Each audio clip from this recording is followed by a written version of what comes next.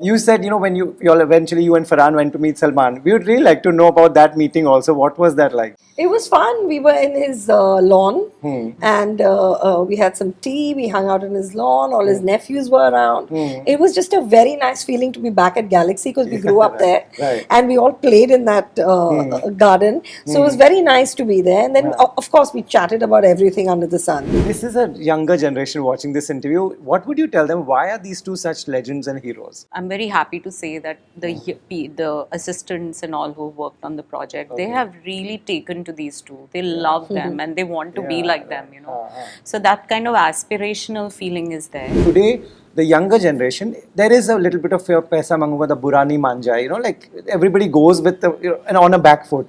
What is there to learn from them? I think the fact that nobody's doing you a favor. When someone asks you to write something, they aren't doing you a favor. You're doing a job which you should be credited for and you should be paid for. Tell me about Salim Saab. Like, what is the anecdote, a story that stays with you? So share one many. Share one or two with us. So there We is would love one to which hear. didn't make it to the cart. Okay. Is where he used to live in Mahim.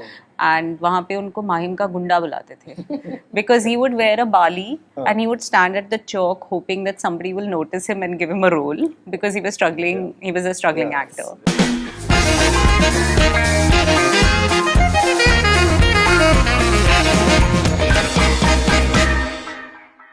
Zoya and Amrita, welcome to Bollywood Hangama. Thank you. This, for anyone, any age group, cuts across generation, gender, is the most exciting title. Just for the love of their work and how they've carried themselves over years. You said, I heard that this has taken some time to come out. It's like 2018 you all started to talk, or 2018 was when first time we discussed the idea. I was editing Lust Stories. I did the short film for Zoya, and that's when she first told me about it, that she has this idea and she already had this name, Angry Young Men. And I was very excited and I told her, can I please edit it? So she said, हाँ ठीक है. So then we were talking about it. And then it was in December 2020 when she asked me that, would you like to direct it? I had been trying to direct for some time. Right. So when she asked me, I was like, yes, amazing. in capitals. What a super one to direct. Yes. So there can be so many ideas with these two gentlemen. What were all the ideas that were going through your mind? What to do with them? What to make with them? What would make them happy and give the audience what they want?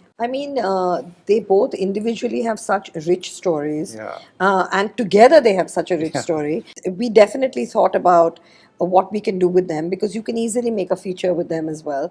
But to have them archived and have them on tape and hear their story in their words, I think that was the first most important thing to do.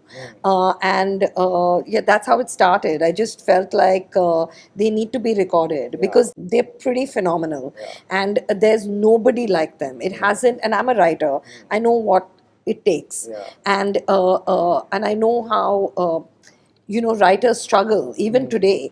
But I don't know, they just came like they were like a bolt of lightning, and I was somehow trying to capture it in a bottle.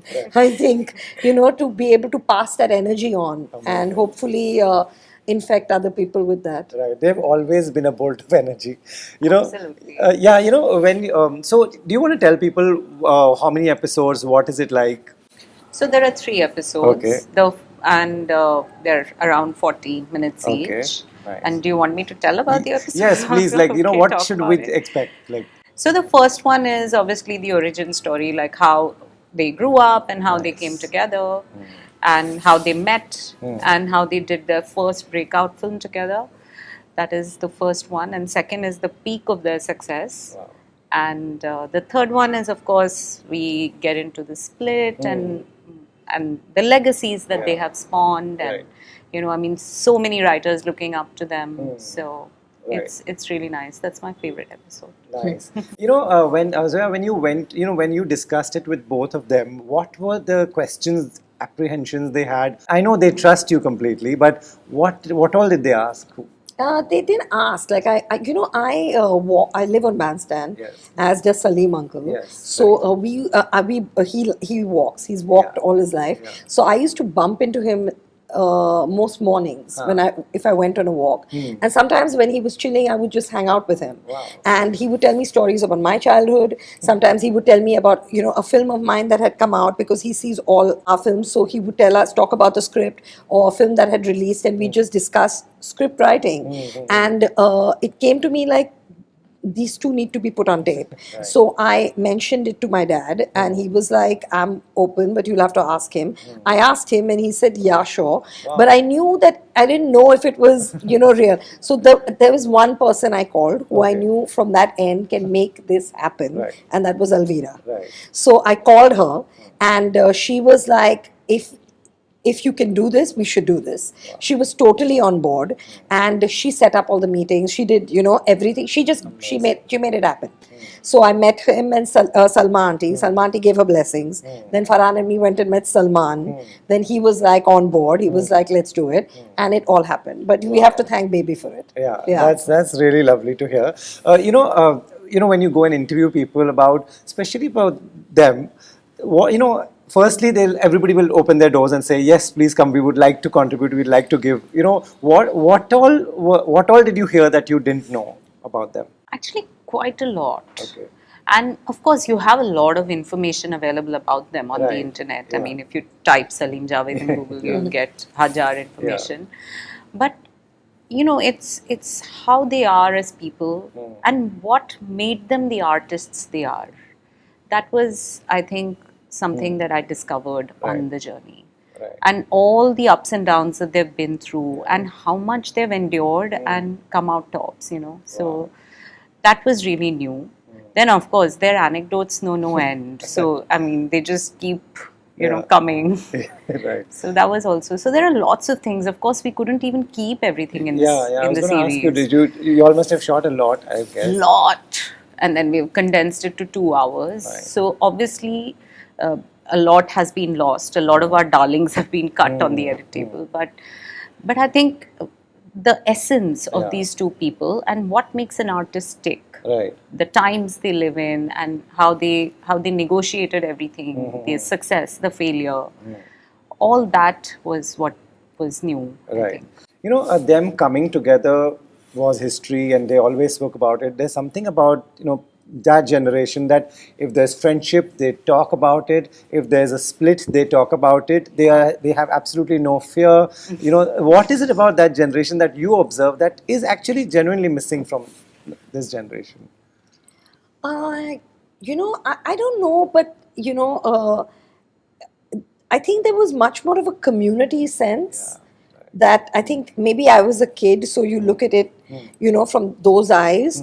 But I think the industry was also, it wasn't an industry at that time. It wasn't even given the status of an industry. Right. So it was just a bunch of people and a bunch of families that were putting in their own money and making movies. That's what it was. It wasn't an industry. So I think there was a certain closeness and a certain verbal commitment. I mean, we didn't even have contracts, so your word really mattered. And I think those connections were huge. I mean, if you look at it, like the actors all worked with each other.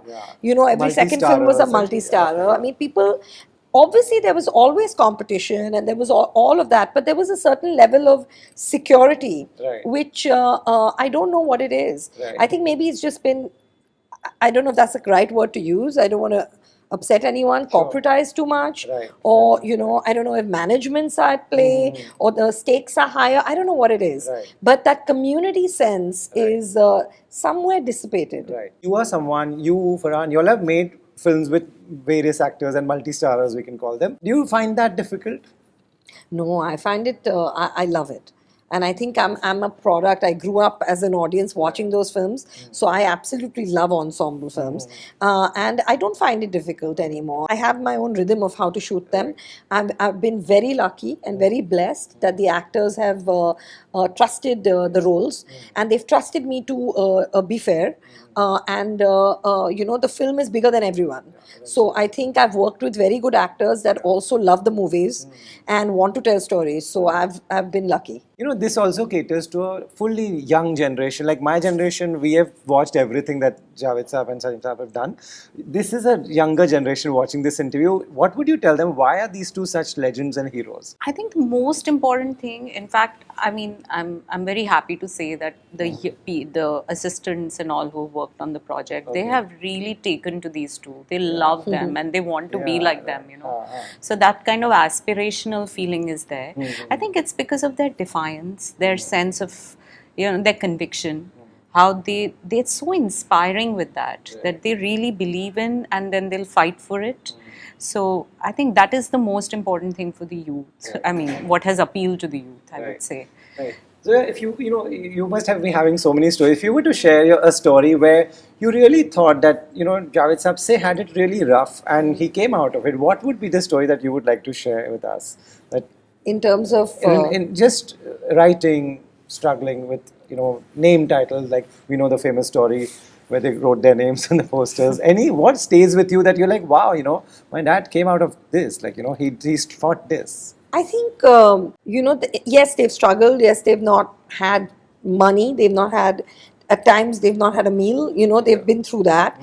But I think what I always think of the most is that they both didn't have mothers for a very long time in their lives. Right. And I think that is, I don't think there's anything more damaging or anything more painful than that. And I think that somehow translates into their work. So I think that to me, to be able to bring yourself up on a level must have been hard. In fact, the whole cultural phenomenon of angry young man, somewhere I feel it springs from this. It springs from the fact that, they grew up without their mothers, and I mean, maybe not consciously, but subconsciously it's really informed their work and the character of Vijay. Yeah. True. Whenever I speak to both of them, I always think they are very today. They are very, how have they kept themselves so relevant? They write songs with some, you got him to collaborate with Dot, and that's so. I feel that's really cool that different and they both speak so highly of each other. How do you think they've stayed so relevant even today that they get sense of humor, they get everything? I think they are just naturally curious people. They read, they watch stuff, they are interested in the world around them, they are interested in what's going on, they are interested in people that are younger, they are listening to people that are younger as to what is the beat on the street, so to speak. So I think that they are, they're kind of rooted in that way. They're curious. And I think if you're curious, you'll always be alive on some level. You're always going to learn in that way. They're very spirited, as Salim sir keeps saying, to be interesting you have to be interested in life, and उनको मतलब चुस्की लेना बड़ा मजा आता है हर चीज में, they like to take out like कि हर चीज में मजा लेना उनको. I think that keeps them alive, and they really like talking to younger people and knowing what they're thinking. So that is something that all of us should learn, right? Like that is absolutely something worth learning. Right. Tell me about Salim Saab. Like, what is the anecdote, a story that stays with you when you were editing and sitting on making this? There's so many. Share one or two with us. So there is one which didn't make it to the cart. Is where he said, he used to live in Mahim.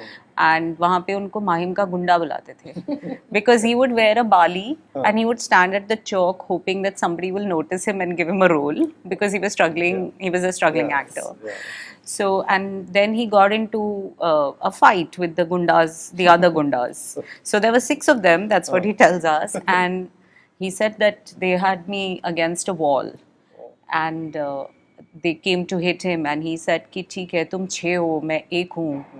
पर अगर तुमने मुझे हाथ भी लगाया तुमको मैं मतलब एक को तो मैं मार ही डालूंगा and all. So he has that he has that chutzpah, but there are so many fun stories really. His acting day stories of how he was forced to share room, there was no place to keep his trunk. those kind of things. Right.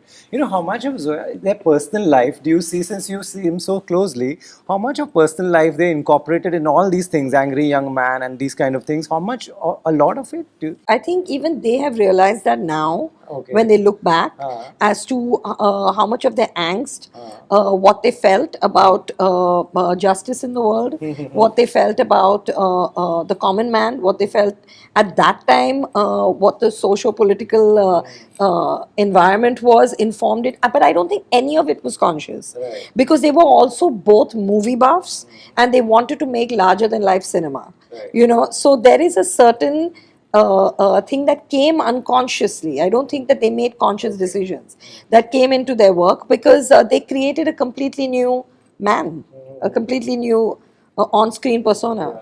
You know, I went to the Screenwriters Awards, and I have a lot of writer friends. When Javed Saab comes in a room like that, it is all eyes are on him, because he's the one who started this. Like, today everybody gets credit and all. What is it about that they didn't fear asking for credit and money? Today, the younger generation, there is a little bit of fear. Paisa manguga, the burani manja. Like everybody goes with and on a back foot.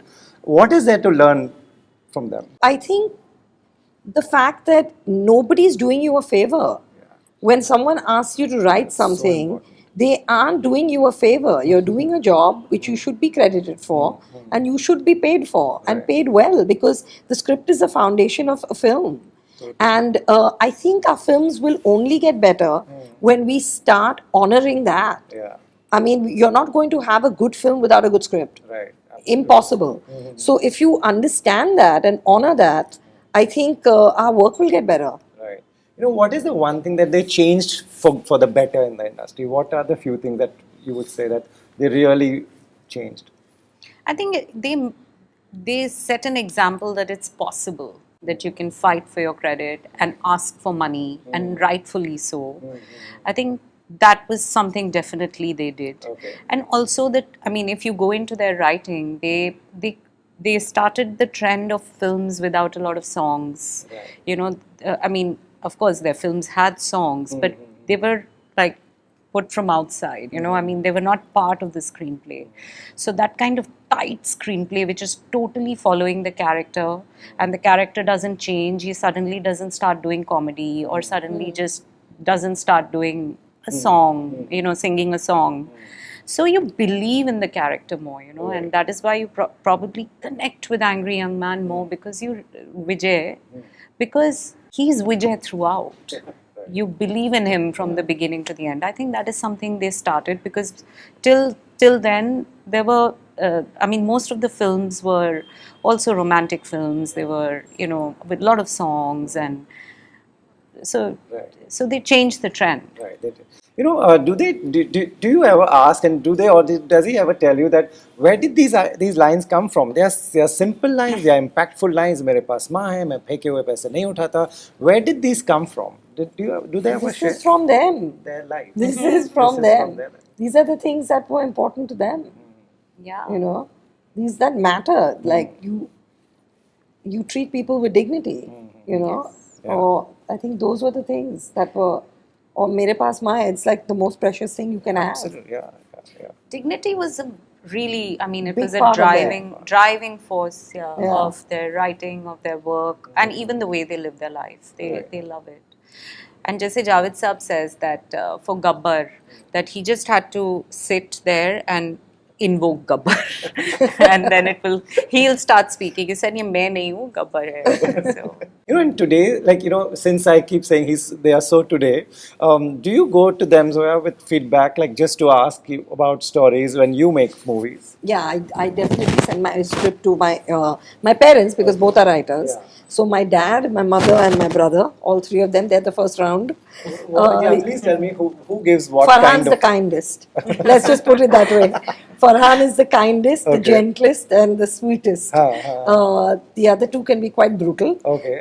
They give good feedback, but they are too honest sometimes. Right. Yeah. Are you someone who takes that nicely? Yeah, I've grown up with it. So, yeah, I'm good with it. I take it on the chin. Yesterday, you all had a fabulous event. We saw you all on stage, and you said when you all eventually you and Farhan went to meet Salman. We would really like to know about that meeting also. What was that like? It was fun. We were in his lawn and we had some tea. We hung out in his lawn. All his nephews were around. It was just a very nice feeling to be back at Galaxy because we grew up there and we all played in that garden. So it was very nice to be there. And then, of course, we chatted about everything under the sun. Right. And he was like super open to it, you know, because I mean, he was older than us. Yeah. So he had seen more of their glory days together than we had. Okay. In that he remembers much more. Nice. So yeah, I think he just came on. They are not here for me to ask, but you know, yesterday they said one more film.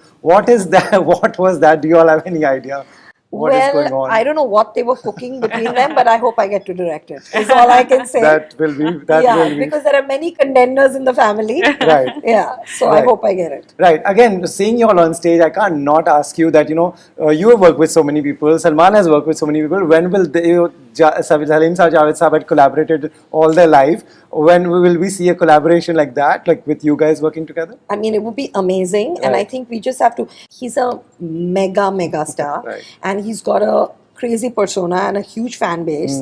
And I have to obviously find a subject that works for him and his fans and me. Right. So I think the minute we find a subject that happens, I think it would be delicious. Wow. Yeah, it would be really fun. We absolutely look forward to all that you guys do. Thank you so much. This is, as a fan, I'm going to just watch it ASAP. Thank you so Please much. do.